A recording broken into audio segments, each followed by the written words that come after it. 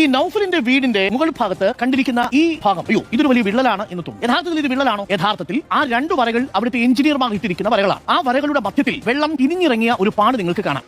ഊറാളങ്കലല്ല മന്ത്രി പറഞ്ഞാലും മഴയത്ത് കോൺക്രീറ്റിൽ വീടിനകത്തേക്ക് വെള്ളമിറങ്ങുന്ന നാട്ടിൽ പറയുന്നത് ചോർച്ചയെന്നാണ് സാറേ. 410 വീടുകളിൽ 178 മാത്രമാണ് പെയിന്റ് അടിച്ച് പണി പൂർത്തിയായെന്ന വ്യാജോക്തിയിൽ സാങ്കേതികമായെങ്കിലും കൈമാറിയത്. ഏതോ ഡിസാസ്റ്റർ പ്രതിരോധം, ഹൈ എൻഡ് ക്വാളിറ്റി എന്നൊക്കെ പറഞ്ഞെടുത്താണ് മേൽക്കൂരയിലൂടെ ഒരു ചാറ്റൽ മഴയ്ക്ക് വെള്ളം കിരിഞ്ഞിറങ്ങൽ വിള്ളലല്ല ക്രാക്കെന്നാണ് ആ വയറ് കീറിയെടുത്ത് കത്രികയല്ല വേറെതോ ഇടുതാപ്പ് എന്ന് ഡോക്ടർ പറഞ്ഞ അതേ ടോണിൽ ഊറാളങ്കലല്ല മന്ത്രി പറഞ്ഞാലും മഴയത്ത് കോൺക്രീറ്റിൽ വീടിനകത്തേക്ക് വെള്ളമിറങ്ങുന്ന നാട്ടിൽ പറയുന്നത് ചോർച്ചയെന്നാണ് സാറേ.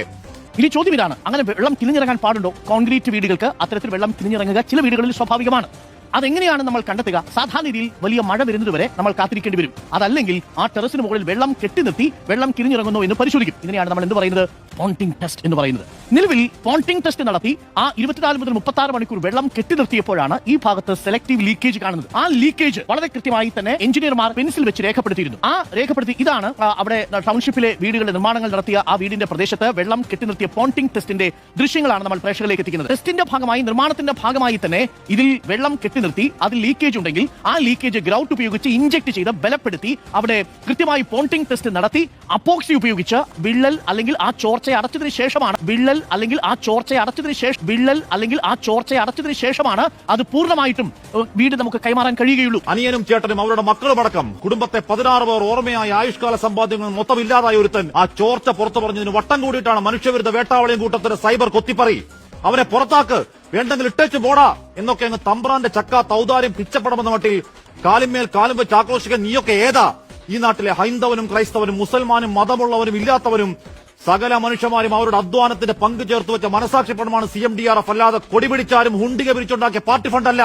ഈ ഓരിയിടുന്ന ഒരുത്തന്റെയും തറവാട്ട് സ്വത്തല്ല എന്ന് പരിശോധിക്കുന്നതിന്റെ ഭാഗമായിട്ടുള്ള വെള്ളം കെട്ടിനിർത്തലിന്റെ ഭാഗത്ത് കിനിഞ്ഞിറങ്ങിയപ്പോൾ മഴയത്ത് കോൺക്രീറ്റിൽ വീടിനകത്തേക്ക് വെള്ളമിറങ്ങുന്ന നാട്ടിൽ പറയുന്നത് ചോർച്ചയെന്നാണ് സാറേ.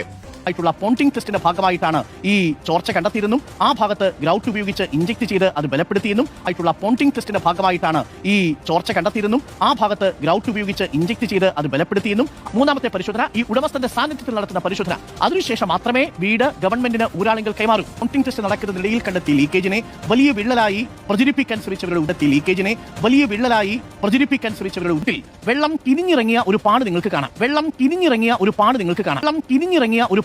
കാണാം. ഈ നാട് ഒന്നടങ്കം കൈകോർത്ത് സർക്കാരിന് കൊടുത്ത 772 കോടിയാണ്. ആ കേന്ദ്രം പണം കൊടുക്കാത്ത പ്രശ്നമല്ല, സാങ്കല്പിക താക്കോൽദാന പരിപാടിയല്ല. ഈ നിമിഷം വരെ ഒറ്റയൊരാൾ, ഒരു കുടുംബം പോലും ആ കൂരയ്ക്ക് താഴെ നന്ദി ഉറങ്ങിയിട്ടില്ല. ഇലക്ഷന് മുൻപ് നിങ്ങളുടെ PR പണിക്ക് പാവങ്ങളെ കഥാപാത്രങ്ങളാക്കിയില്ലേ, പ്രോപ്പർട്ടി ആക്കിയില്ലേ, നാണം കെട്ട പണിയല്ലേ എന്ന് ചോദിച്ചു. വെള്ളം തിരിഞ്ഞിറങ്ങിയ ഒരു പാട് നിങ്ങൾക്ക് കാണാം. അല്ലെങ്കിൽ ആങ്കർ ആയിട്ടുള്ള അരുൺ എന്ന് പറയേണ്ടി വരും. പിതൃശൂന്യ പത്രപ്രവർത്തകൻ, അതായത് തന്തയില്ലാത്ത പത്രപ്രവർത്തകരുടെ കൂട്ടത്തിൽ പെടുത്തേണ്ടുന്ന ഒരാളാണ് അരുൺകുമാറിനോടൊക്കെ പറയാനുള്ളത്. കുറച്ചൊക്കെ ഒരു എത്തിക്സ്, കുറച്ചൊക്കെ ഒരു മാന്യത എന്ന് പറയുന്നത് ഉണ്ടാവണം.